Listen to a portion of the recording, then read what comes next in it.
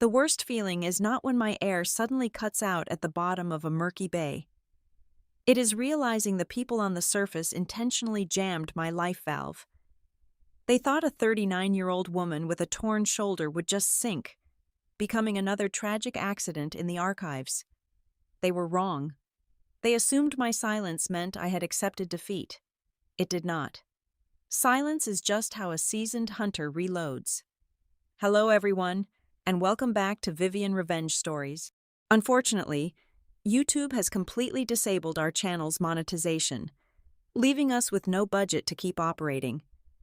If you enjoy our stories today, please consider supporting us with just $1 so we can pay our hardworking team to cover their living expenses and continue creating these videos for you. You can easily donate by scanning the PayPal QR code on the screen or clicking the PayPal link in the description or pinned comment below. Thank you so much for your kindness. My name is Vivian Hart. I am 39 years old, and I work as a field assessment specialist for the Federal Aquatic Logistics and Recovery Bureau, or FALRB for short. We are a highly specialized, covert agency tasked with locating and recovering classified military hardware that ends up at the bottom of the ocean. It is a grueling, unforgiving profession where the margin for error is absolutely zero. Right now, I was deployed in the notoriously rough waters of Crescent Cove, Florida, participating in a mandatory joint proficiency check. This was an exhaustive, high-stakes training drill designed to weed out the weak before the upcoming hurricane season. The ocean was completely pitch black, an endless, crushing void pressing against my dive suit. I was hovering exactly 15 meters below the surface, running a structural diagnostic on a sunken, rusted mock-up of a tactical helicopter chassis. The current was incredibly aggressive today. It whipped around the metal wreckage, tearing at my gear and filling my mask with swirling clouds of corrosive sand. I moved methodically, relying on years of muscle memory to document the simulated stress fractures on the fuselage. I exhaled a steady stream of bubbles, watching them warp and scatter as they fought their way toward the gray, churning ceiling above. I reached up, instinctively biting down on my primary regulator to draw in a deep, lung-filling breath of compressed air. Nothing happened. The valve was completely jammed. It was not a slow restriction or a gradual hiss of failing pressure. It was an instant, solid, mechanical blockade. The airflow was severed entirely. I sucked in violently, my chest expanding and my diaphragm contracting against the immense, suffocating weight of the ocean, but I received nothing but a horrifying vacuum. Panic is not a slow realization. It is a physical explosion. It starts as a cold knot in the pit of your stomach and shoots straight up your spine like an electrical shock. I frantically slammed the heel of my palm against the purge button on my mouthpiece. It felt stiff and dead. A solid wall of metal had just sealed off my only lifeline. My lungs immediately began to burn, demanding the oxygen that was floating in the tank strapped uselessly to my back. I reached across my chest, my gloved fingers clawing blindly for my secondary air source, the bright yellow octopus rig clipped to my left hip. But as I forcefully twisted my torso to grab the hose, the heavy braided steel safety tether line attached to the helicopter frame caught in the violent cross-current. It whipped upward like a striking snake and coiled brutally tight around my right shoulder. I jerked my arm back in a desperate attempt to free myself, and an explosive, blinding flash of agony ripped through my joint. 6 years ago, during a catastrophic salvage operation off the freezing coast of Iceland, I had suffered a severe, jagged tear in my labrum in that exact same shoulder. The surgical scar tissue had held up well over the years, but the sudden, violent torsion was absolute agony. My right arm went completely numb, dropping uselessly to my side like a dead weight. The safety tether pulled even tighter, pinning my injured arm firmly against my ribs and trapping my backup regulator just out of the reach of my desperately flailing left hand. I was trapped. I was going to drown right here, 15 meters down, in a heavily monitored training exercise. The freezing water bit fiercely into the exposed skin around my mask, but it was absolutely nothing compared to the raging, acidic fire consuming my lungs. My vision began to rapidly narrow, the edges of the submerged world turning a fuzzy, vibrating shade of dark gray. The rhythmic, frantic thudding of my own desperate heartbeat roared in my ears, completely drowning out the ambient, metallic groans of the sunken helicopter. I tilted my head back, staring helplessly at the distant, unattainable, mocking surface. This was how it ended. A pathetic, solitary suffocation recorded as a regrettable mechanical failure in some dusty archive. Then, a massive shadow suddenly eclipsed the faint, murky light filtering down from above. He shot downward through the turbulent water like a precision-guided torpedo. It was Major Marcus Thorne. He was a marine rescue specialist assigned to supervise our underwater drill, a man whose formidable reputation for being an unshakable, calculating force of nature was entirely accurate. I saw the sharp silver glint of his serrated dive knife before I could even register his face. With one fluid, brutal, and flawlessly executed motion, he sliced straight through the thick steel-reinforced nylon tether wrapped around my agonizing shoulder. He did not waste even a fraction of a second trying to check if I was conscious or okay. He knew I was dying. Marcus grabbed the back of my neck and shoved his own primary regulator forcefully into my mouth. The sudden, violent rush of cold, compressed air hitting my burning, desperate lungs was the absolute sweetest, most painful sensation I have ever experienced in my entire life. I choked, gagged, and inhaled greedily, my hands instinctively gripping his muscular forearms. He grabbed the heavy nylon harness of my buoyancy compensator with a grip like industrial iron, wrapped his other incredibly strong arm securely around my waist, and initiated a rapid, flawlessly controlled emergency ascent. We broke the surface into an entirely different kind of chaos. The incoming storm had fully arrived. Heavy, freezing rain lashed angrily against my face like a million tiny glass shards, and the violent, churning swells tossed us mercilessly against the reinforced steel hull of the recovery vessel. Marcus practically hauled my entire body weight up the swaying dive ladder and onto the slick, pitching metal deck using sheer, unadulterated brute strength. I instantly collapsed onto my hands and knees, violently coughing up bitter seawater and bile, my chest heaving erratically as I desperately tried to pack my traumatized lungs with the storm-soaked air. I was completely exhausted, violently shivering from the sudden drop in core temperature, and suddenly, acutely aware of my humiliating audience. A dozen young, physically flawless, fresh-faced military recruits stood in a wide, hesitant semicircle, watching my agonizing display with wide, judging eyes. Even over the deafening roar of the boat engines and the crashing waves, I could clearly hear their hushed, condescending whispers cutting through the wind. They were not talking about the sheer impossibility of a fully inspected valve jamming. They were whispering about my age. They were wondering aloud if the 39-year-old female veteran had finally lost her nerve, if I had simply panicked like an amateur and fouled my own safety lines. The sting to my professional pride hurt infinitely worse than the throbbing, fiery agony radiating from my injured shoulder. Marcus ignored them completely. He knelt slowly beside me on the pitching deck. The heavy rain plastered his thick, dark hair to his forehead, but his sharply angled face was completely impassive and unreadable. He systematically ran his large, calloused hands over my injured right shoulder, clinically checking the joint for a complete dislocation. His touch was firm, steady, professional, and entirely devoid of the sickening, condescending pity I clearly saw reflected in the eyes of the young recruits. He did not bother asking if I was all right, because he knew better than to ask a stupid question, and he knew I absolutely despised being treated like a fragile, broken object. I desperately needed to break the suffocating, heavy tension hovering over the deck. I needed to pretend I was perfectly unfazed, just to salvage whatever tiny shred of dignity I had left in front of this judgmental crew. I forced a weak, raspy laugh that sounded more like a cough. wincing sharply as his strong fingers pressed firmly against my bruised collarbone. "Whoever marries you will be lucky," I joked, forcing my voice to project steadily over the relentless roar of the wind and rain. Marcus stopped instantly. His hands froze completely on my wet shoulder. He did not crack a polite smile. He did not casually brush off the defensive comment. Instead, he slowly raised his head and locked his intense, impossibly dark eyes directly onto mine through the torrential, blinding rain. The chaotic world around us seemed to instantly mute itself.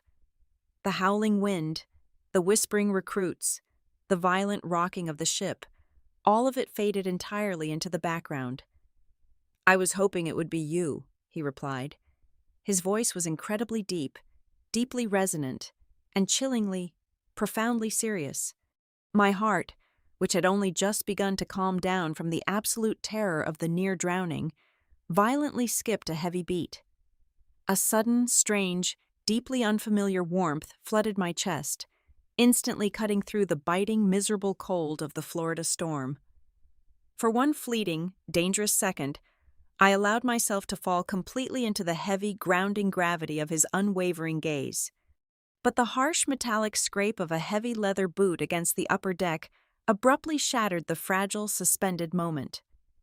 I blinked rapidly and looked up past Marcus's broad shoulder. Standing high above us on the elevated, sheltered platform of the bridge, safely out of the raging storm, was Executive Director Evelyn Cross. Her pristine, sharply tailored, intimidating uniform was completely dry. She was looking down at us like we were insects in a jar. Her perfectly manicured expression utterly unreadable, but her eyes were piercing, deeply calculated, and absolutely ice-cold.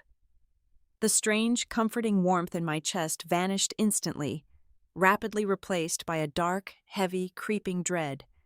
The primal survival instinct that had just desperately fought to save my life underwater was suddenly screaming at me again, urgently warning me that the real, absolute danger I faced had absolutely nothing to do with the ocean.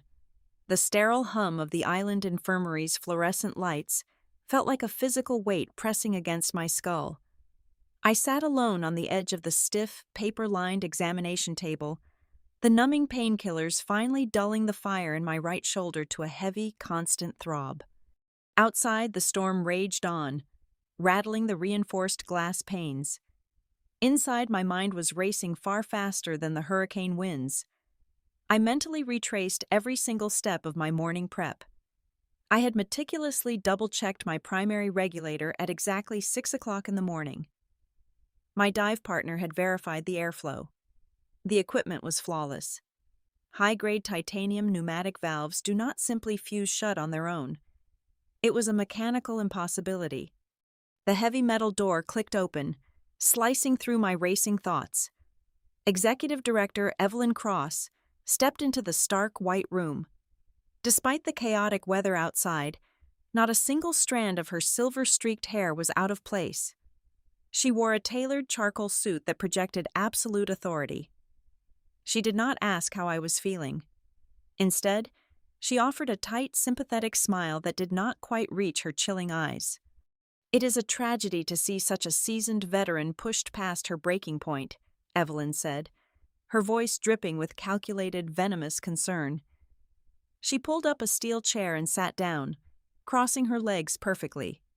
"We demand a lot from our operatives, Vivian. Perhaps too much. The ocean does not respect past achievements, and it certainly does not respect age." I tightened my grip on the edge of the table. "My age has absolutely nothing to do with a catastrophic equipment failure, Director. That valve was sealed shut."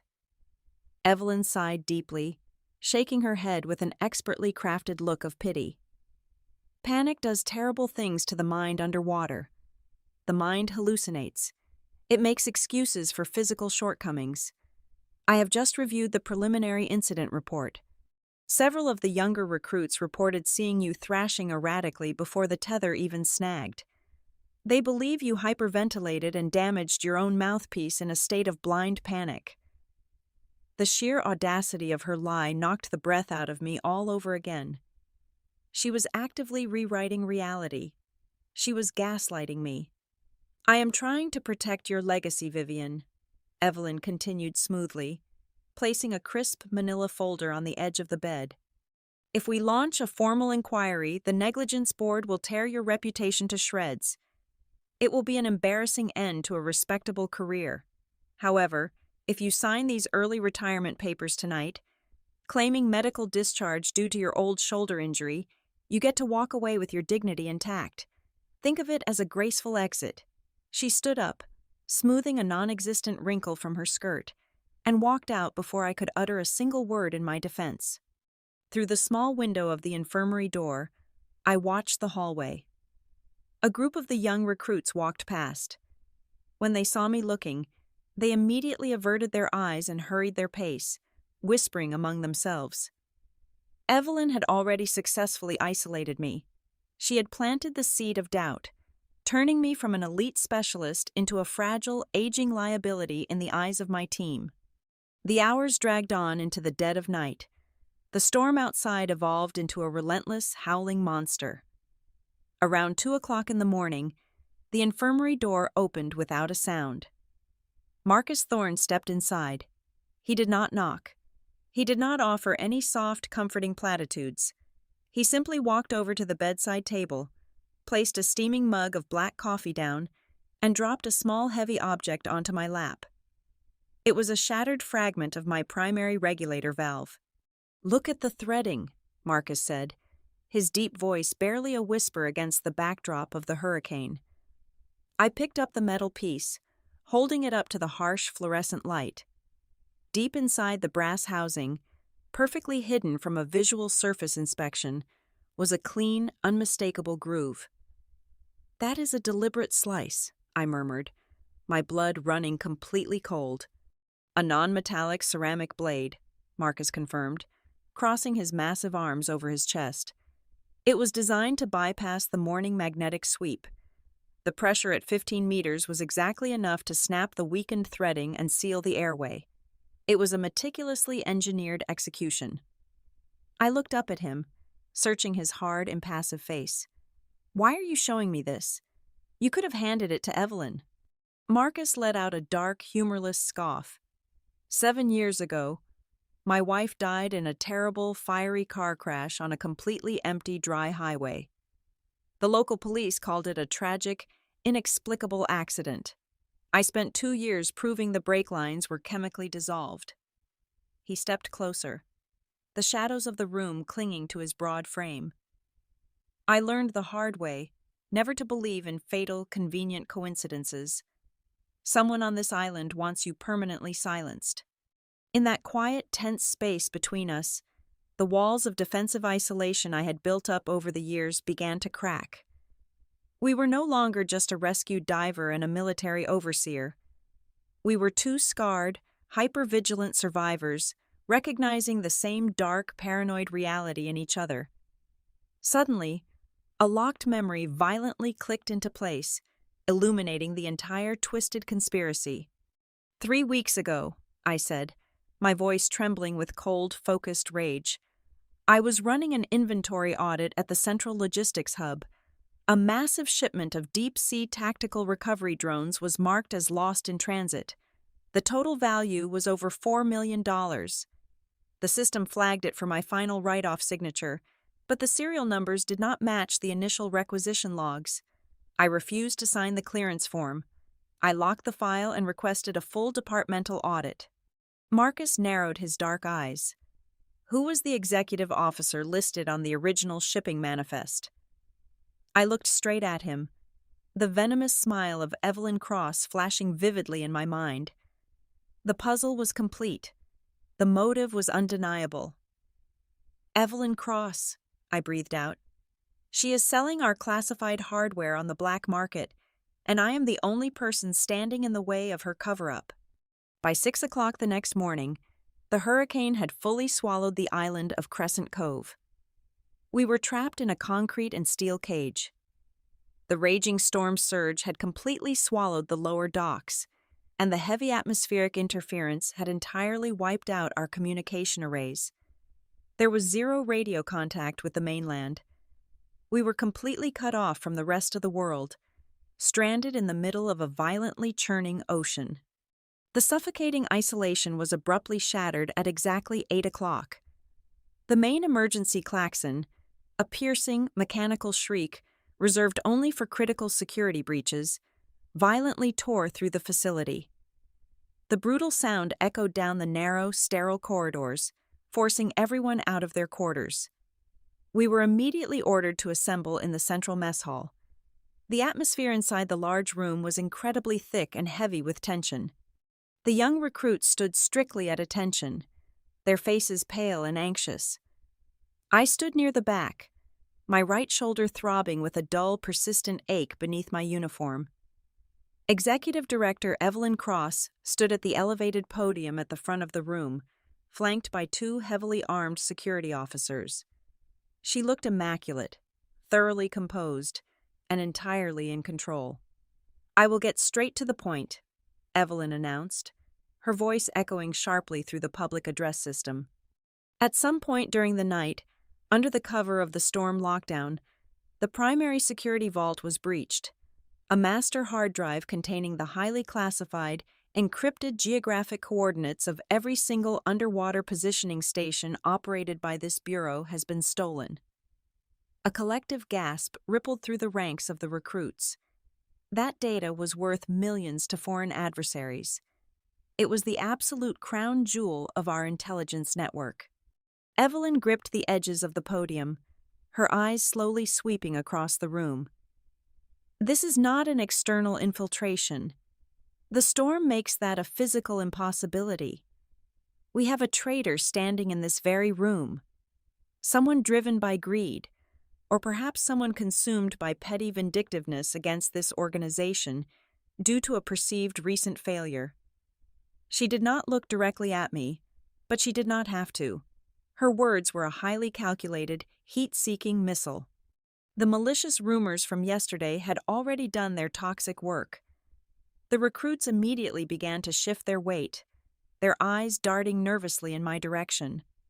In their minds, I was the aging, washed-up veteran who had cracked under the pressure of a simple dive, humiliated herself, and now sought desperate retaliation. The narrative was closing around my throat like a perfectly tied noose. "Effective immediately, we will conduct a ruthless, systematic search of every single bunk, locker, and piece of personal luggage on this island," Evelyn declared. "No one is exempt." We were marched back to the barracks under heavy armed guard. The search was a humiliating, invasive display of bureaucratic power. I stood silently against the cold cinderblock wall, watching 2 security officers aggressively tear through my neatly folded uniforms, dump my waterproof gear bags onto the floor, and shine heavy flashlights into the corners of my metal locker. I felt a rising tide of pure, unadulterated frustration. I knew exactly what was happening. I was watching a meticulously constructed trap spring shut, and I was utterly powerless to stop the heavy steel jaws from crushing me. The senior security officer reached onto the top shelf of my locker. He pulled down my personal medical kit, a heavy-duty, reinforced plastic box where I kept the strong prescription painkillers for my torn labrum. He popped the heavy latches and aggressively dumped the contents onto the metal bench. Rolls of white gauze, medical tape, and orange pill bottles clattered loudly against the steel. And right there, tumbling out from the very bottom of the medical supplies, was a thick, brushed silver hard drive.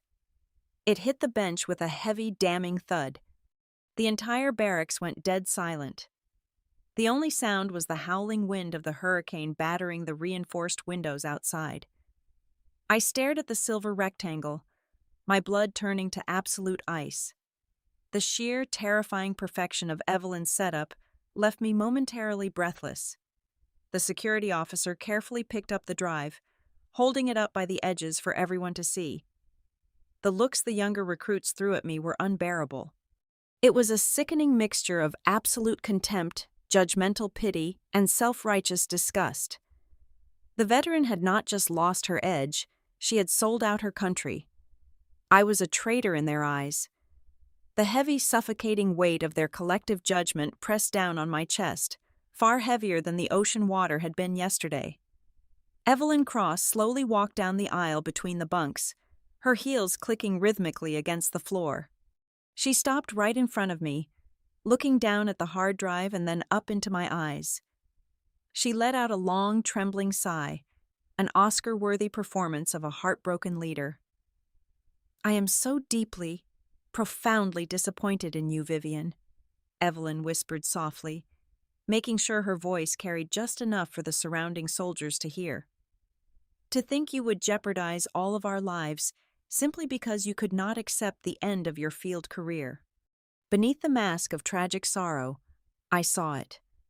It was tiny, lasting only a fraction of a second, but it was there. A sharp, incredibly arrogant, triumphant smirk pulling at the very corner of her meticulously painted lips. She had won, and she wanted me to know she had orchestrated every single agonizing second of it.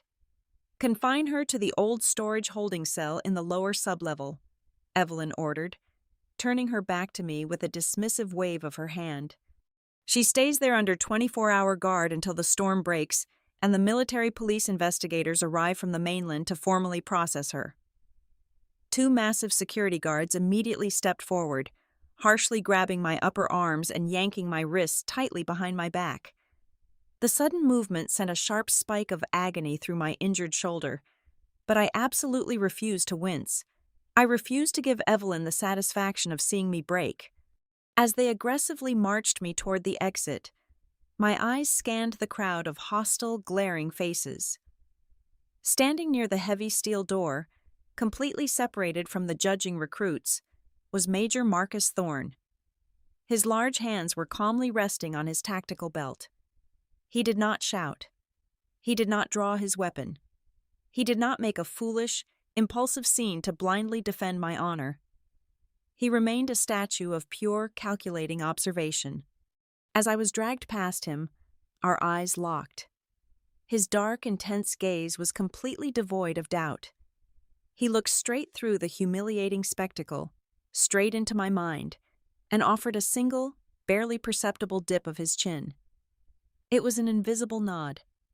A silent, unbreakable vow passed between two survivors in the dark. The trap had been sprung, but the game was only just beginning. The holding cell in the lower sublevel was a damp, windowless concrete box originally designed for storing hazardous chemical solvents. The air was thick with the suffocating smell of mildew and industrial bleach. I sat on the edge of a rusted metal folding chair, the singular flickering overhead bulb casting harsh, erratic shadows against the heavily reinforced walls. I did not cry. I did not collapse into a trembling puddle of self-pity or scream at the heavy iron door. Panic and despair are useless luxuries I simply could not afford. The initial blinding shock of the public humiliation had completely evaporated, instantly replaced by the cold, calculating machinery of my analytical mind. I am a logistics expert. My entire professional existence is built entirely upon tracking the exact movement of physical objects from point A to point B under the most impossible, high-stress conditions imaginable. A framed crime is, at its absolute core, merely an unauthorized logistical transfer. I closed my eyes and began to systematically map the physical trajectory of that silver hard drive. I visualized the heavily guarded security vault, the intersecting blind spots in the sterile corridors, the architectural layout of the barracks, and the specific density of the medical box. As I ran the mental equation over and over, a massive, undeniable structural flaw in Evelyn's perfect trap began to emerge. The heavy deadbolt violently clicked, and the iron door groaned open on ungreased hinges. Major Marcus Thorne stepped inside, his broad shoulders rigidly set in a mask of aggressive military authority. He turned back toward the two heavily armed guards standing at attention in the dim hallway. "Give us exactly 15 minutes, Marcus commanded, his deep voice slicing through the heavy air with absolute authority. "I need to conduct a thorough preliminary threat assessment before the military police investigators arrive from the mainland. No interruptions." The guards offered crisp nods and forcefully slammed the heavy door shut. The resounding metallic boom echoed through the small cell. The very second the external lock engaged, the rigid, performative tension in Marcus's posture vanished completely. We did not waste a single precious second on comforting embraces or soft words of reassurance. We immediately shifted into a purely tactical, operational mode. The audio and optical security feeds for this specific cell block are temporarily disabled, Marcus stated quietly, leaning his massive frame casually against the cold concrete wall. But our operational window is incredibly tight.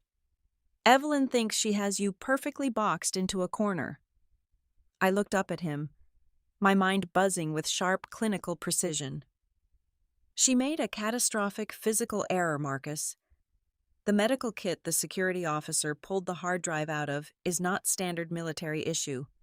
It is a specialized, high-impact container I brought over from a previous deep-sea deployment in the Baltic. The top latch mechanism is secured by a highly encrypted, one-way biometric fingerprint scanner. Marcus narrowed his dark eyes, immediately grasping the heavy technical implication, meaning absolutely nobody could have opened the lid to drop the drive inside without your specific thumbprint. I nodded firmly, leaning forward on the rusted chair. Exactly. The only possible way to get a solid metal object of that specific size into the lower compartment without triggering the internal biometric alarm is to forcefully pry off the magnetic vacuum seal located on the bottom base plate. The security officer easily popped the top latch today simply because I had already unlocked it for him earlier this morning to access my shoulder painkillers. He completely missed the structural tampering underneath. If you put the bottom edge of that plastic box under a microscopic forensic lens, you will absolutely find fresh stress fractures from a composite pry tool. A sharp, predatory glint appeared in Marcus's eyes. That narrows our timeline significantly. It takes serious time, extreme patience, and surgical precision to bypass a magnetic vacuum seal without entirely shattering the outer casing. Before I came down here, I bypassed the server firewall and checked the optical security feeds for the barracks corridor. The digital tapes were completely wiped clean for a 90-minute window around 2 o'clock in the morning. He crossed his powerful arms over his chest, a ghost of a dangerous smirk playing on his lips. But whoever orchestrated this clumsy operation forgot that this island is a fully integrated military containment zone. The visual cameras were blinded, but the central environmental control system was fully operational. I felt a sudden rush of adrenaline, completely engaged in the tactical puzzle. The HVAC thermal diagnostic sensors. Precisely, Marcus confirmed, his voice vibrating with quiet satisfaction. The environmental system constantly regulates the ambient temperature based on localized body heat. I pulled the raw, encrypted thermal logs. During the exact 90-minute window, the optical cameras were conveniently blind.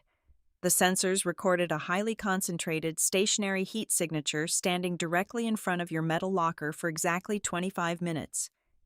But here's the critical detail. The specific thermal mass and the height profile logged by the computer did not match our pristine, elegant executive director. The realization hit my brain like a physical, heavy strike. Captain Miller, Evelyn Cross's fiercely loyal, completely spineless male administrative assistant. He was the only person blindly devoted enough to do her dirty work in the dead of night, and crucially, he possessed the unrestricted security clearance required to access the primary data vault without triggering the perimeter alarms. Miller is merely the physical instrument, but Evelyn is the mastermind architect, I said, my voice dropping to a dangerous, icy whisper. If we just expose Miller for planting the drive and systematically tampering with my oxygen valve, Evelyn will completely disown him in a heartbeat.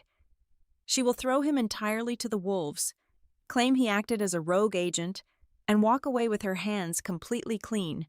Meanwhile, her multi-million-dollar black market hardware smuggling ring remains fully intact and operational. Marcus pushed off the concrete wall, stepping much closer to me. The tactical synergy between us was electric, a perfectly synchronized, deadly dance of two minds operating on the exact same ruthless frequency.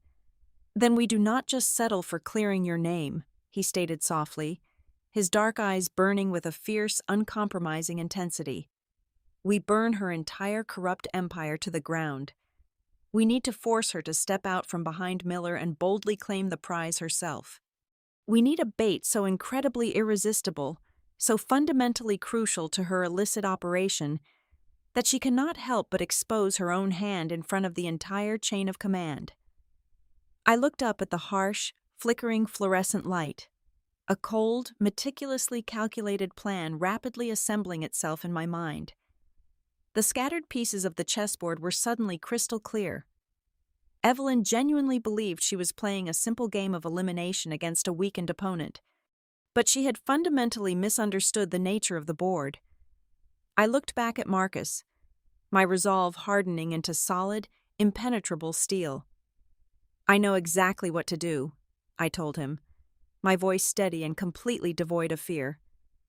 "But I am going to need you to secure the actual target while I keep her completely distracted at the executioner's block." The raging hurricane finally broke just before dawn, leaving behind a bruised, violently churning gray sky. By 10 o'clock in the morning, the heavy steel cutter carrying the mainland military police officially docked at the battered concrete pier.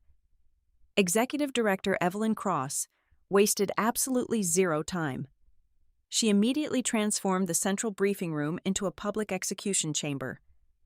I was marched into the heavily guarded room by two stone-faced military police officers. I deliberately let my shoulders slump slightly. I allowed my uncombed hair to hang loosely around my face, playing the exact part of the broken, defeated veteran Evelyn desperately needed the senior command to see. But beneath the haggard exterior, my eyes were locked onto the room with the lethal, unblinking focus of a sniper.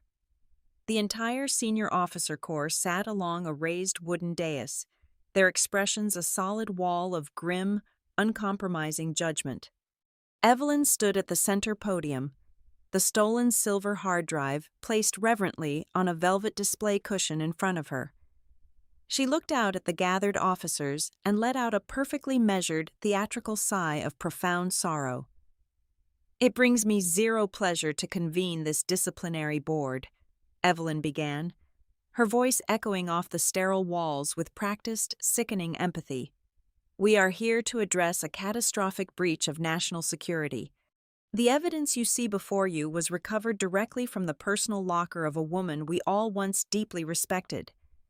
It is a tragic, undeniable reality that the immense physical and psychological pressures of deep-water operations eventually erode even our finest operatives. When age begins to steal a diver's physical edge, the mind often desperately, dangerously rebels. We are witnessing the sad, vindictive downfall of a veteran who simply could not accept that her time in the field had passed." She gestured sharply to the lead military police inspector. "Inspector, you may proceed with the formal arrest and secure the stolen asset." The towering inspector stepped aggressively toward me, unhooking the heavy steel handcuffs from his tactical belt. The cold metal clinked loudly in the deadly silent room. The trap was a mere fraction of a second from snapping completely shut. "Halt the arrest!" a booming, authoritative voice commanded from the back of the room. Major Marcus Thorne stepped out of the shadows, his heavy boots striking the floorboards with rhythmic, intimidating precision. He did not ask for permission to speak. He demanded the floor through sheer, overwhelming physical presence. Under Section 4 of the Joint Proficiency Assessment Protocol, the overseeing security officer retains the absolute right to demand real-time, on-site forensic verification of any critical evidence before a suspect is formally transferred to mainland custody, Marcus stated firmly, his dark eyes locked entirely on the senior command panel. "I officially request that we plug that specific drive into the isolated server right now and verify the cryptographic signature of the stolen data." A murmur of confusion rippled through the senior officers. Evelyn barely suppressed an arrogant, condescending scoff. She believed her victory was utterly flawless. "Major Thorne, while I admire your dedication to procedural thoroughness, This is a highly unnecessary delay, Evelyn replied smoothly, offering him a patronizing smile. However, if it satisfies your rigid military sensibilities and officially concludes this ugly chapter, we will indulge you. Plug it in. Captain Miller, hovering nervously behind Evelyn, snatched the silver drive from the cushion. His hands were visibly shaking as he inserted the metal connector into the secure terminal on the podium. He typed in the initial command sequence to mount the drive to the local server. The massive overhead digital display flashed bright blue, preparing to load the classified navigation coordinates. The room held its collective breath. Suddenly, the screen violently flashed red. A massive, glaring error message dominated the display. Fatal decryption error. Unrecognized file structure. No geographic data found. The oppressive silence in the room instantly morphed into chaotic, panicked whispering among the senior officers. Captain Miller furiously mashed the keyboard, a thick sheen of sweat instantly appearing on his pale forehead. "That is impossible," Miller stammered, his voice cracking with pure terror. "The data is corrupt." I slowly straightened my spine. I pushed my shoulders back, the facade of the broken, defeated woman instantly vanishing. I looked directly into Evelyn's eyes, watching the very first terrifying crack form in her immaculate porcelain mask. "The data is not corrupt, Captain," I stated. My voice was no longer a raspy whisper. It was crystal clear, ringing through the room like a struck bell. "The data is entirely absent." Evelyn gripped the edges of the podium so hard, her knuckles turned stark white. "What exactly are you saying?" "I am saying that you just publicly presented a completely worthless piece of metal to the highest command on this island," I replied calmly, savoring the absolute shock freezing her features. "That specific drive is a dummy, an empty hardware shell used exclusively for simulation training. I personally re-encoded its internal serial registry last week during a routine logistics sweep. The actual encrypted drive containing our underwater positioning coordinates is completely safe. The person who broke into the vault last night lacked the master clearance code to distinguish the authentic drive from the heavily modified decoy." All the color rapidly drained from Evelyn's face. The terrifying realization that she had just confidently locked herself inside her own meticulously built trap crashed down on her. She swallowed hard, struggling to maintain her authoritative composure while her entire foundation violently collapsed. "If that is a decoy," Evelyn demanded, her voice dropping to a harsh, desperate hiss that completely abandoned her previous theatrical sorrow, "where exactly is the real hard drive?" "Where exactly is the real hard drive?" Evelyn hissed, her voice dropping to a harsh, desperate register that completely abandoned her previous theatrical sorrow. The heavy tension in the room instantly snapped. Marcus reached into the deep cargo pocket of his tactical trousers. He pulled out an identical brushed silver hard drive and dropped it onto the polished wooden table. It landed with a heavy final thud that seemed to echo for miles. "It was exactly where you instructed your loyal assistant to hide it, Director," Marcus stated, his voice ringing with absolute, undeniable authority. "Magnetically clamped to the inner exhaust manifold under the chassis of your personal transport jeep." Evelyn scoffed, but the sound was thin, reedy, and completely devoid of its usual commanding venom. "That is utterly absurd. You planted that evidence." Marcus did not even blink. He tossed a thick, securely bound manila folder right next to the drive. "I also took the liberty of seizing Captain Miller's personal communication devices early this morning.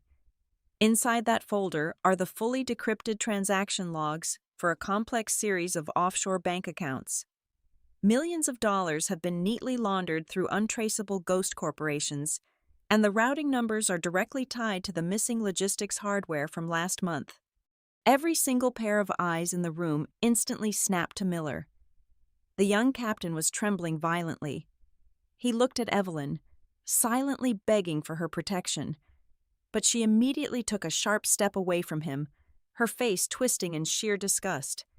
"He acted entirely on his own," Evelyn spat out rapidly, her immaculate composure finally shattering into a million jagged pieces.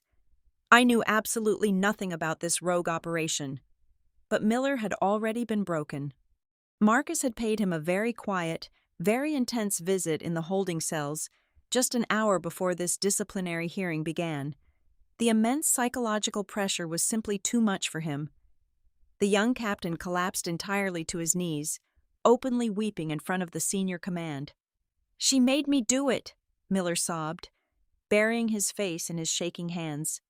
"She ordered me to slice the oxygen valve. She said it had to look like an age-related accident, so no one would ever look into the missing inventory. She gave me the master bypass codes for the vault and told me to frame her." The total silence that followed was deafening. The complete, rapid destruction of Evelyn Cross played out entirely in the open, under the harsh fluorescent lights. The imposing military police inspector did not say a single word. He simply turned his broad back on me, walked directly up the wooden steps of the dais, grabbed Evelyn by her perfectly tailored sleeves, and aggressively wrenched her arms behind her back. The sharp mechanical click of the heavy steel handcuffs locking around her wrists was the absolute most satisfying sound I had ever heard in my entire life. Evelyn struggled, her face turning a blotchy, furious shade of red. She was stripped entirely of her dignity right in front of the very people she had mercilessly manipulated for years. As the armed guards forcefully marched her down the central aisle toward the exit, I took a single step forward to block her path. She glared at me with pure, unadulterated hatred. I did not raise my voice. I did not hurl cruel insults or scream in vindicated triumph. I simply looked straight into her eyes, my posture completely relaxed, and spoke softly. "Age only makes me less naive," I told her calmly. "It does not make me weaker." 6 months later, the heavy, oppressive storms of Florida were a million miles away, replaced entirely by the crisp, golden afternoon sunlight spilling across a bustling sidewalk cafe in downtown Seattle. I took a slow sip of my dark roast coffee, peacefully watching the busy city move around me. I had recently been promoted to the position of Regional Logistics Director. It was a massive undertaking, but I proudly commanded the entire Western Seaboard now. There was absolutely no miraculous cure for my right shoulder. It still flared up with a dull, persistent ache whenever the coastal weather turned cold. But I no longer felt the burning need to apologize to anyone for my physical flaws. They were indisputable proof that I had survived the worst the world had to throw at me. A tall shadow fell over my small iron table. Marcus pulled out the opposite chair and sat down with a heavy, contented sigh. It was still entirely strange, but completely wonderful, to see him out of his rigid military uniform. He wore a simple dark Henley shirt and faded denim jeans, looking every bit the rugged, fiercely grounded man he truly was. Our relationship had not exploded into some fiery, chaotic romance typical of naive 20-year-olds. It was something infinitely better. It was the quiet, solid, unshakable foundation forged by two mature adults who deeply understood the jagged edges of each other's painful pasts. We were practical, communicative, and fiercely protective of the peace we had finally built. Marcus rubbed his left knee, a wry, self-deprecating smile pulling at his handsome features. "I officially had to start taking daily joint supplements this morning. The damp air in this city is going to absolutely ruin my mobility." I threw my head back and let out a genuine, hearty laugh. I casually lifted my right leg from under the table, pointing to the thick black neoprene compression brace wrapped tightly around my own knee. "Do not come complaining to me. We can place bets right now on who is aging more gracefully, but my money is definitely on me." Marcus chuckled, a warm, rich sound that made the corners of his dark eyes crinkle with true affection. He leaned forward, resting his large, calloused hands on the sunlit table. Slowly, deliberately, he reached across the small space between us and gently took my hand. His grip was warm, solid, and incredibly safe. His whispered promise from that freezing, chaotic deck in the middle of the hurricane had completely manifested into reality. As I squeezed his hand back, I finally understood the absolute truth. The true value of a woman is never dictated by the passing years on a calendar or the physical wear and tear of a highly demanding life. It is forged entirely in her resilience, her unbreakable mind, and her fierce refusal to quietly sink into the dark. And anyone lucky enough to stand beside her should consider it the greatest honor of their life. Thank you all so deeply for taking the time to listen to my story today. I would absolutely love to know where you are tuning in from, so please let me know your city or country in the comments below. If you found today's journey inspiring and want to support our channel, please consider helping us out with just a $1 donation. You can easily do this by scanning the PayPal QR code currently on your screen, or by using the PayPal link provided in the description and pinned comment. Your incredible generosity allows us to pay our dedicated staff, helping them feed their beautiful families, and ensures we can keep creating these amazing stories for you. Thank you so much, and always stay strong.